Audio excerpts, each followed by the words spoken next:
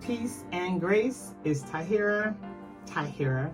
I spell my name with all capital letters. Yes, that's my legal government name. TAHIRA, all capital letters. And I use capital letters because I have big blessings in my life, making a living as an artist and hoping to inspire others to do the same.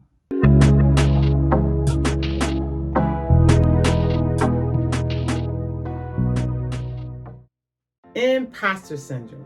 That's a phrase that I've only become familiar with in the last year or two, but I realize I have suffered from it for a long time. So I'm going to share some ways in which imposter syndrome shows up in my life and some strategies I have for combating that disease. So what is imposter syndrome? Generally, it's like feeling like a fraud. For me, these are the symptoms of imposter syndrome in my life. And it all is related to my work as an artist. One symptom, doubting yourself. Constantly feeling like you're not certain of your skills or your abilities, or sometimes even your experience. This shows up for me as it relates to being a musician, or actually anything related to music, whether that's being a musician or a vocalist or a songwriter. Doubting if I have the skills. Am I good enough?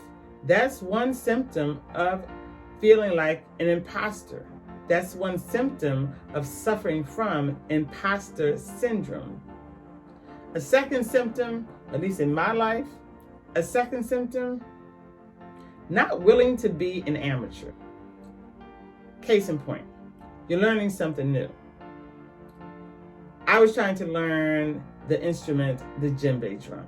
Shout out to my teacher, Barbara Kenyatta and Abba Paul Lucas. They would be teaching me a rhythm. I don't know the instruments. I'm not familiar with the instruments. I am learning. I am a newbie, an amateur, a novice. And I would get angry at myself for not knowing. I would get frustrated at myself for not knowing. And I'm an amateur. Gotta be gentle with yourself. But that is a big symptom, is not willing to be an amateur, feeling like you should come in the door knowing something. And it's also not willing to be an amateur shows up by not willing to fail. Anything that you are working on, any process, especially creative process, you're going to fail, and you're going to fail a lot. That is the process. And not allowing space for that, not allowing yourself to fail or to be an amateur, that's a symptom of imposter syndrome. Another symptom of imposter syndrome is not allowing yourself to experience joy. Case in point for me, I'll have an accomplishment. I'll feel good about something. And then I'll only allow myself a certain amount of time to feel that way. And I'll begin to say, okay, now, don't get carried away with yourself. Don't get too big for your britches. Don't read your own press clippings. And it's like, yo, share that joy. Be in that joy. Backstroke in that joy.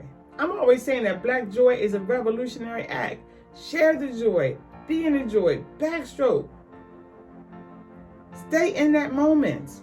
There's so many moments where we feel the opposite of that, and we stay in it and stay in it and stay in it. When you get a chance to feel joy, you achieve an accomplishment, enjoy it. Stay in that moment.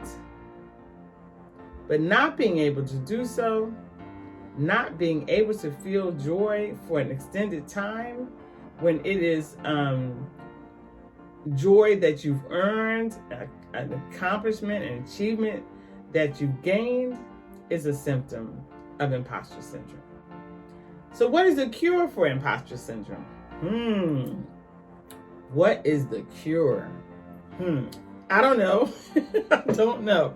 I'm working on it. Here is some strategies I've used. Number one strategy, number one cure, have a supportive circle of people who will tell you the truth.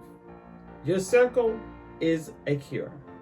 If you have people around you who will give you honest feedback, they will tell you when something is not working, they will tell you when something is not good, and they will tell you when something is good. You are doubting yourself, and you go to your circle and you say, hey, would you listen to this? Would you check this out? I'm working on this. Maybe you share it with them like midstream. Has to be people that you trust and people that will tell the truth. When they tell you something that's like, hey, this is not working, that you can believe them. And when they tell you that is good, you will believe them too. Case in point, I won an award recently and I was excited about it. The award was the Delaware Valley Hometown Heroes Award, and it was for Best Collaboration for my song Freedom Call. I was so excited. I called my fellow executive producer, Darnell K. Miller. I was with my family when it happened, and I was so excited. And to be recognized in that way felt so good. It felt so good. And I knew my family, my circle of artists, the artist community at large, were happy for me. And it was sincere. So I could count on my circle to tell the truth in the good times and in the bad times. When I posted the video saying, hey, I'm so excited that I won this award, Hometown Heroes Award, woman I went to high school with, Cynthia Meade, said, now will you believe that you are good? Ooh, it's just something hit me. Something hit me when I read those words. When I read her post, it was like, yeah, now will you believe it? Your community has told you, job well done. Now will you believe you're good? So a cure for the imposter syndrome is a circle that will tell you the truth in good times and in bad. Another cure for imposter syndrome is do it afraid. Do it afraid. When you're doubting yourself, when you're feeling scared, when you don't think it's good enough, do it anyway and keep doing it. And don't stop. Don't let the fear stop you. Don't let the doubt stop you. Do it afraid. Do it fearful. Keep doing it. Keep going through it. That's a cure for the imposter syndrome. Do it afraid. Another cure for the imposter syndrome, for me, journaling. It's a cure for many things. It's so many benefits to journaling. On the page, I have found wisdom. Now, if I would take that same fear, that same questioning, and not write it down and not come to the page, but keep it in my head and like a hamster on a wheel, just let it go around and around and around, I don't seem to get to any solutions. I don't seem to move past the fear, move past the doubt. But when I go to the page, I found wisdom. So that's a cure for imposter syndrome.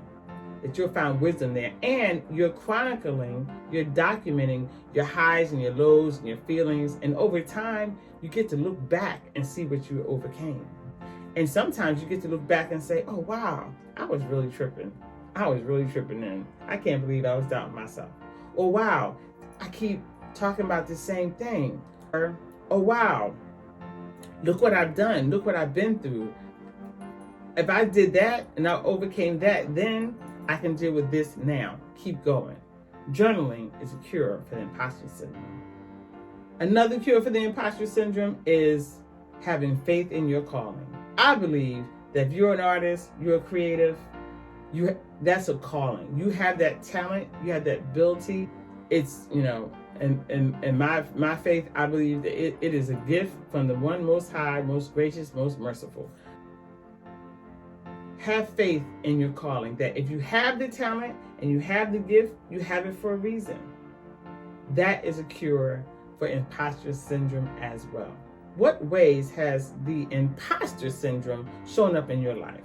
Comment below and tell me your strategies for curing the imposter syndrome. So please share some strategies with me. Comment below. Let's keep this conversation going. If this content has radiated with you, please like, share, and smash that notification bell so you'll know when I drop another video. I appreciate you. Be good to yourself. Be good to each other. Peace and grace.